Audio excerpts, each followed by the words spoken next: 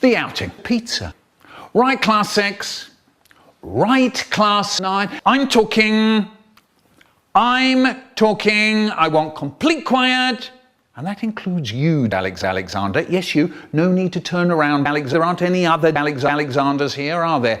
Louise, it isn't absolutely necessary for your watch to play us. This is Australia. Just now, is it? Right. As you know, it was our plan to go out today to the Australia airport. Just for 3 days. Now, I had hoped that it wouldn't be necessary for me to tell you, yes, you as well, Gary, you're in class 9 as well, aren't you? I saw that, Mark, I saw that. Any more? Come, and you'll be out. No trip, nothing. I had hoped that it wouldn't be necessary for me to tell you how to behave when we go on a trip, but, and this is a big but, you haven't heard a word I've said, have you, Donna? This is a big but. I have to tell you how to behave, don't I? And why? Yes, it is because you never listen, but there's another reason, isn't there? Yes, Warren, because of what happened last time. Let's remind ourselves of a few things, shall we? The food, even as I speak. Would you believe it?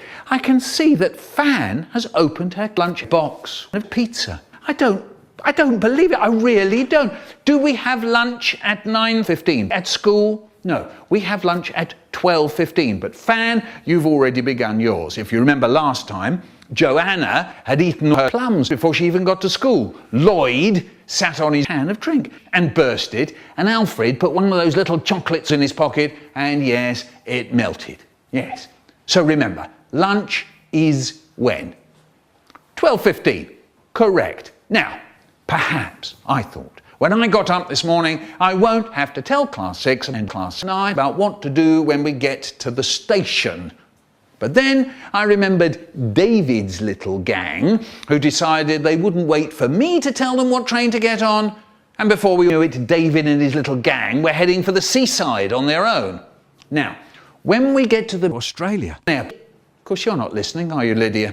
But then, of course, you didn't listen last time, did you? And then you wondered why you sat on Lloyd's can of drink, after you'd already sat on it once. When we get to the Australia airport, do we run about the corridors? Do we run around screaming? Do we go sliding on the shiny floors? No, we don't. No, we don't. No, thank you, Mervyn. That's enough. I'm very glad you've got cheese in your sandwiches, Mervyn. We're all glad you've got cheese in your sandwiches, Mervyn, but what's it got to do with sliding on the floor of the Australia airport? Precisely nothing. I'm very sorry, Mervyn, but nobody at all wants to know about the cheese in your sandwiches, Mervyn. Now, when you're ready, when you're quiet, we'll all go. That doesn't mean waving your hands in the air, does it, Laura and Louise? Why is your watch now playing down, under?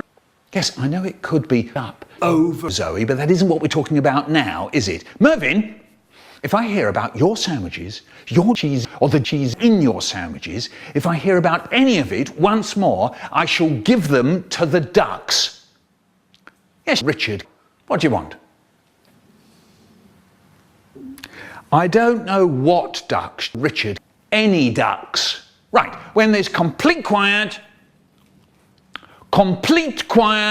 you'll find your partners and stand by the door. Oh no, not one of those, not another one of those little chocolates again, Alfred. Surely not. Marcia, you cannot have Gary and Donna as your partner because that makes 3, and 3 doesn't mean partner, does it? And perhaps you could put your comb in your bag for at least 3 seconds, just giving us enough time to get to the door. Right, okay then, class 6 and class 9, we're off. Why not leave your watch behind, Louise?